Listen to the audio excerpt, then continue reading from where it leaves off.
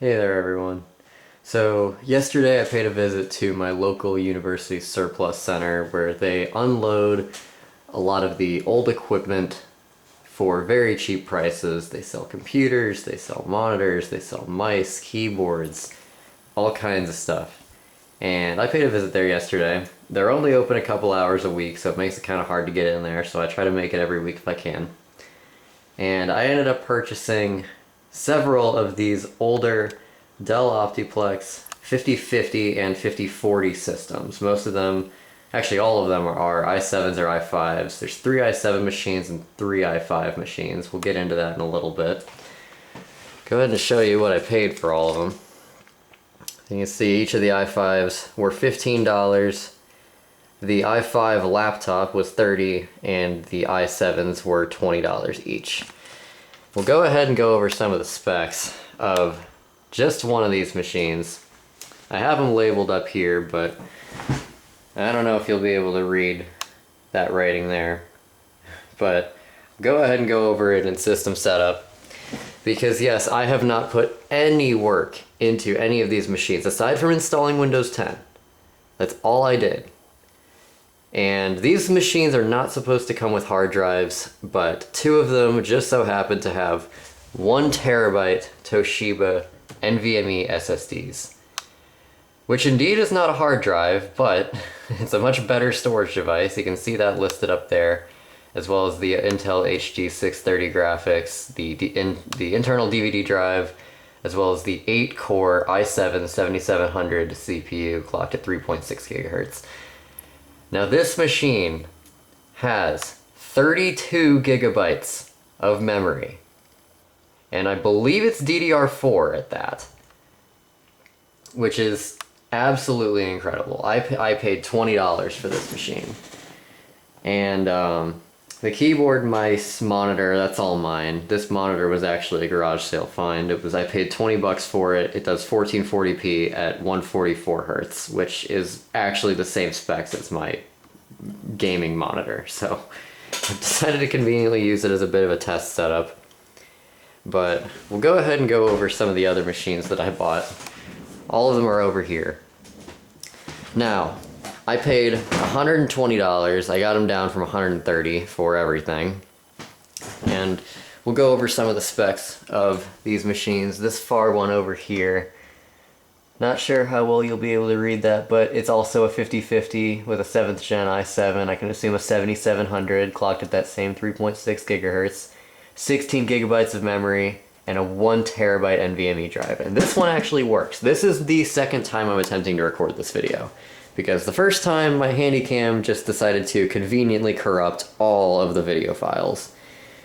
So we're giving this one more try, because the first time I just tried to set this thing up, none of them, I didn't know if any of them were working, and I tested them all on video, but those video files are gone to time now, so we're gonna have to just settle for this. But I promise you, I have done nothing to these machines. I picked them up yesterday, and I just set Windows up on this one now.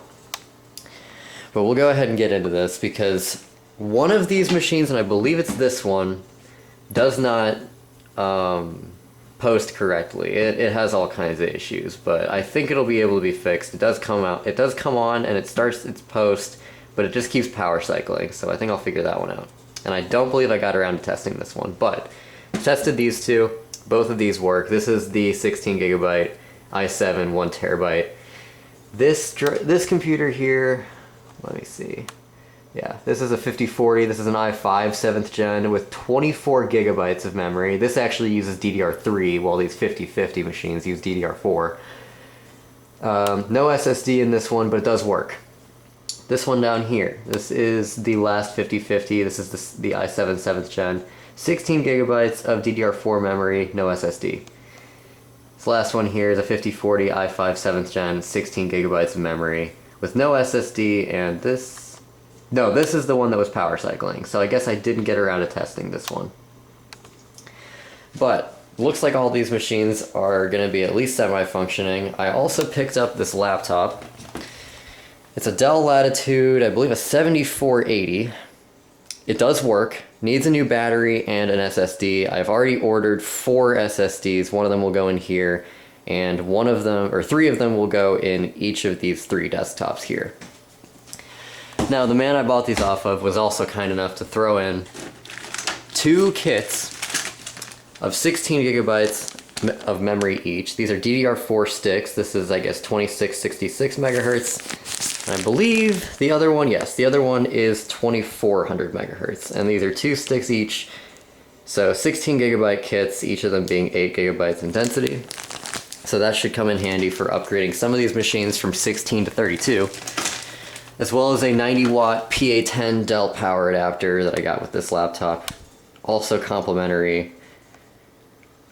These are pretty standard, I have a ton of them, but I'm very happy to have another one for this machine in particular. We also got 5 power cords, completely free of charge. They were very nice in selling me all of this for a very reasonable price. And this is just the kind of stuff that they do. They offload all this stuff like this every week.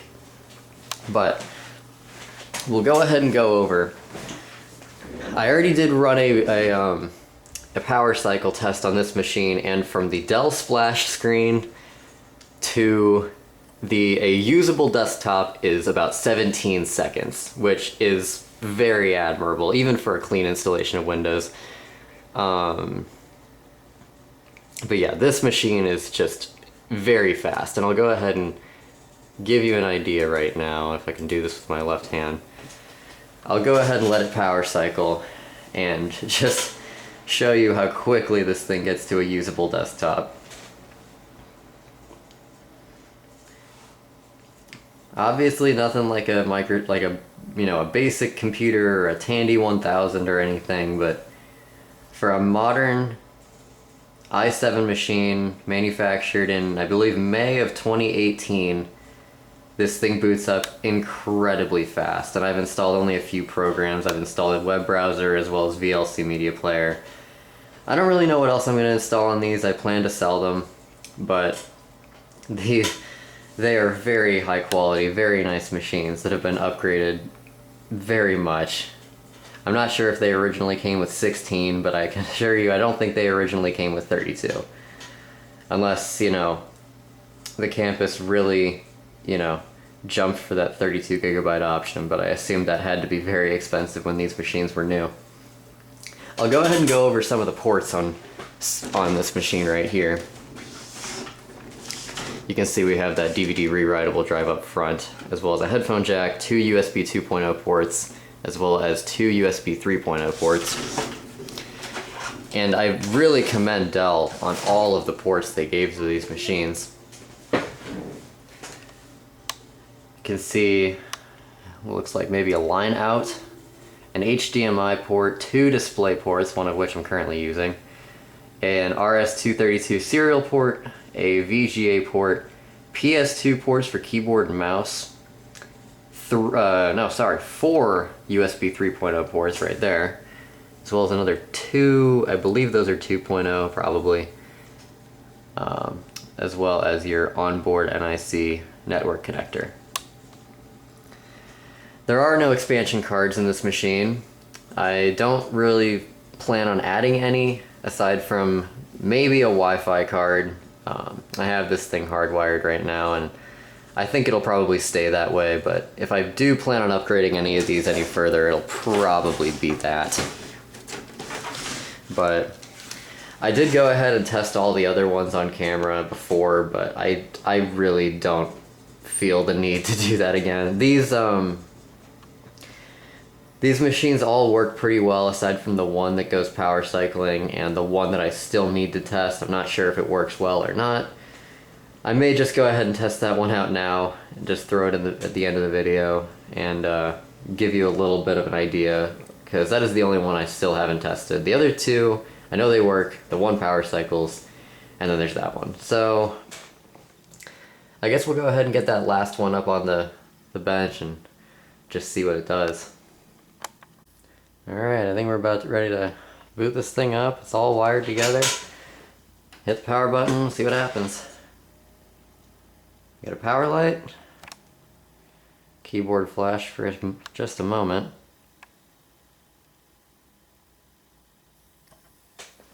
And what's in the top left? No bootable devices found. go ahead and press F2 for the setup utility. And we're in the Dell BIOS, or UEFI, I suppose. Now, BIOS revision 1.21. This machine, I guess, was manufactured September of 2017. Got 16 gigabytes of DDR4 memory. This is DDR4, alright. At 2400 megahertz.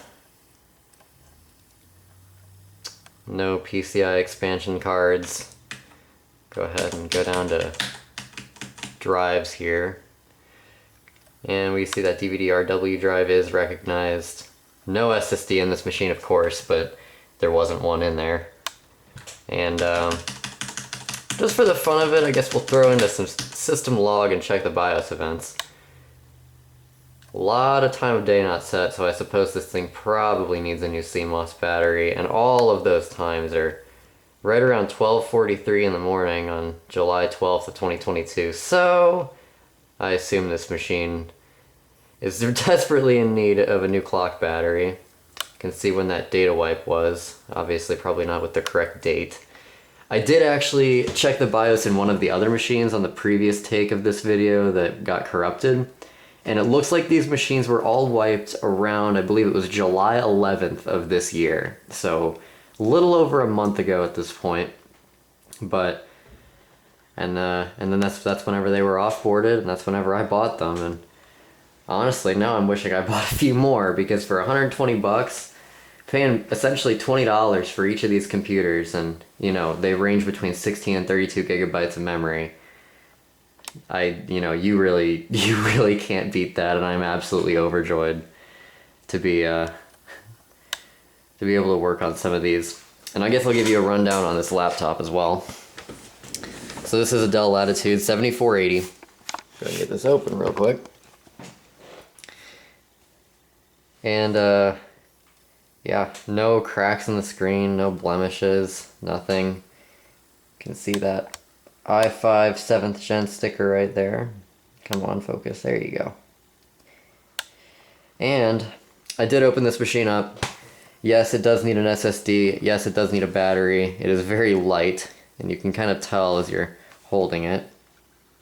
Latitude 7480, manufactured in 2017. There's the express service code as well as the Dell service tag.